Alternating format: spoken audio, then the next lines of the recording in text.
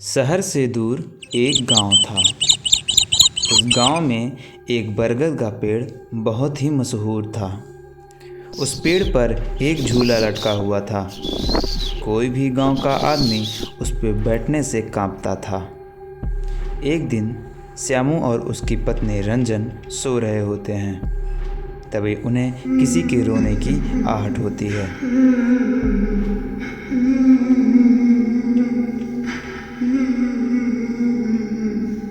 रोने का आवाज बहुत ही डरावना था।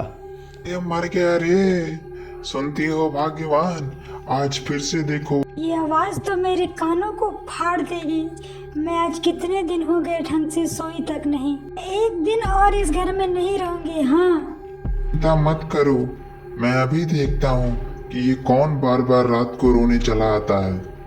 इतना कहकर श्यामू जंगले की तरफ बढ़ने लगता है, यह देखने के लिए कि कौन रो रहा है। श्यामू देखता है कि उसके बरगद के पेड़ के झूले पे कोई औरत झूला झूल रही होती है, जो कि लाल रंग का साड़ी अरे पहनी रहती है। रंजन, जल्दी आओ। ये इतनी रात को कौन झूला झूल रहा है? अभी तक तो मैं बस कहानियों में ही सुनती थी भूतों के बारे में। आज देख ले रही हूँ अपने आंखों से। ये सब देख के रंजन बहुत ही डर जाती है, लेकिन श्यामू उसे समझाता है कि यह सब कुछ भी नहीं है। हालांकि श्यामू सब कुछ जान रहा होता है, लेकिन अपनी पत्नी को डरने से मना करता है। श्यामू रंजन को समझा बुझा के सुला देता है और खुद रात भर नहीं सोता। वो बस उस पेड़ के बारे में सोचता रहता है। अगली सुबह रंजन का भाई मनोहर और उसकी पत्नी सुमन उससे मिलने के लिए आते हैं। सुमन उन्हें देखकर बहुत ही खुश हो जाती है। अरे मनोहर, बहुत दिनों बाद है। जानती हूँ दीदी, काम काज ऐसा रहता है कि छुट्टी नहीं मिलता, तो मगर अब की ज्यादा दिनों के लिए आया हूँ, इसलिए सुमन को भी साथ में लेके आया हूँ तुमसे मिलवाने के लिए। हाँ, क्यों नहीं, मुझे भी अच्छा नहीं लग रहा था। अच्छा तुम लोग बैठो, मैं चाय लेके आती हूँ तुम लोगों के लिए। इतना कहकर रंजन छत पे चाय बनाने चली जाती है और उन लोगों से बैठने के लिए बोलती है। और इधर श्यामू और मनोहर के बीच में कुछ वार्तालाप चलता है। लोग सो जाओ और किसी भी चीज़ की तकलीफ हो तो जरूर बुलाना, ठीक है? हाँ।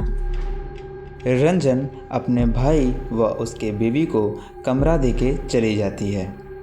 इधर मनोहर खिड़की से ताजे ताजे हवा का आनंद लेते ये हुए रेशमी जुल्फे, ये सरबती आंखें, इन्हें देख कर जी रहे हैं। मनोहर मौज मस्ती करके रात में सो जाता है, लेकिन उसके पत्नी का नींद नहीं लगता। लाइट जाने की वजह से उसे बहुत गर्मी होने लगती है। वह टहलने के लिए बाहर चली आती है। अरे वाह, यहाँ हवा भी चल रहा है और एक सुंदर सा झूला भी है। चलो मजे से झूलती हूँ। वैसे भी शहर में ये सब कहाँ मिलने वाला। सावन के झूलों ने मुझको बुलाया, मैं परी। सुंदर हवा का आनंद लेते हुए सुमन झूले पे गाना गा रही थी। तभी सुमन को ऐसा लगता है कि उसे पीछे से किसी ने पकड़ लिया है। तभी झूले पे जोरदार झटका लगता है और सुमन नीचे गिर के बेहोश हो जाती है। उससे गिरने की आहट मनोहर को लग जाती है। अरे ये तो सुमन की आवाज थी। सुमन गई कहाँ? कहीं वह बाग में टहलने के लिए तो नहीं चली गई? इतना सुनकर श्यामू और रंजन भागे भागे मनोहर के पास चले आते हैं और उसकी बीवी को वहाँ पे ना पाकर वह सब बहुत घबरा जाते हैं और मनोहर से उसके ना होने का कारण पूछते हैं। अरे पता नहीं दीदी, वह कब चली गई मुझे कुछ पता ही नहीं चला। श्यामू को पता था कि सुमन कहाँ जा सकती है। श्यामू का शक बिल्कुल सही निकला। सुमन बरगद के पेड़ के नीचे बेहोश होकर गिरी पड़ी थी। तुमसे बोल रही थी, ये कैसे हो यहाँ गया? कुछ भी अच्छा नहीं है। सबको क्या हो देखो, गया? अगर इसे कुछ हो ये गया तो देखो मैं- ना, सुमन यहाँ पे कैसे? सुमन को जैसे तैसे उठा के अपने घर के अंदर ले आए अथवा सुमन को समझाए कि वह झूले से दूर रहे। सुमन समझ जाती है कि के पास नहीं जाना है।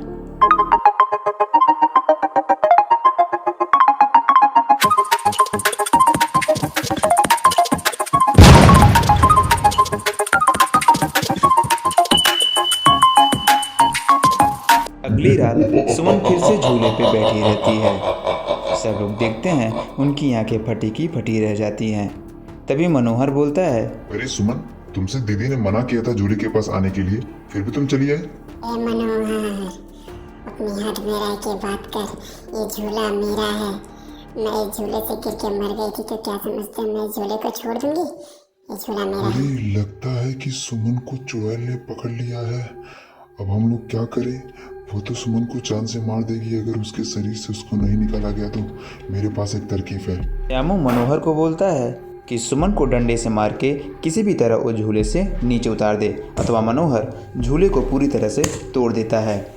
चुड़ैल की जान उस झूले में बसी थी। मौके का फायदा देखकर श्यामू उस झूले में आग लगा देता है। चुड़ैल उसी में जल के मर जाती है।